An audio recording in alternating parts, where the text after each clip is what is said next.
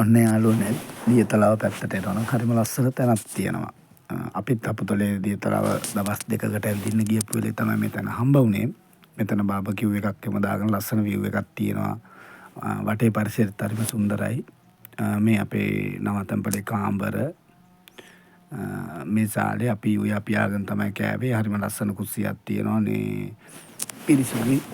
අපිට උයා පියා ගන්න පුළුවන් ඕන විදියට ඔන්න අපේ සෙට් එක අපි යුවා. අපි උයාගෙන කෑවේ. අපි ටිකක් උයනවා ටිකක් වෙන වැඩ. ඉතින් ඔය තියෙන අපේ කාමරේ දහම්ලා ඉන්නවා. අපිත් ගියේ සෙට් එක අපි උතනින් ඔය නංගිලා කාමරේ මේ තියෙන්නේ. ඒතකොට තව කාමරයක් තියෙනවා. කාමර 4ක් වගේ තියෙනවා. ඇතුළත් හරිම පිරිසුදුයි. හරිම ලස්සන view එකක් තියෙනවා. ඉස්සරහට ආවහම මේ සාලේ. එතකොට මේ කාමරයක 5 දෙනෙකුට වගේ ඉන්න පුළුවන්. කොහොමත් 20කට වගේ මේකේ ඇතුළේ කම්ෆර්ටබල් විදියට ඉන්න පුළුවන්. ඔයාලත් අනිවාර්යයෙන්ම මේ පැත්තට එනවා නම් සෙට් වෙන්න. මේ අපි ඉතින් දන්නේ නැද්ද? වැටහීනියට පොඩ්ඩක් සෙට් වුණා කොල්ලෝ ටික.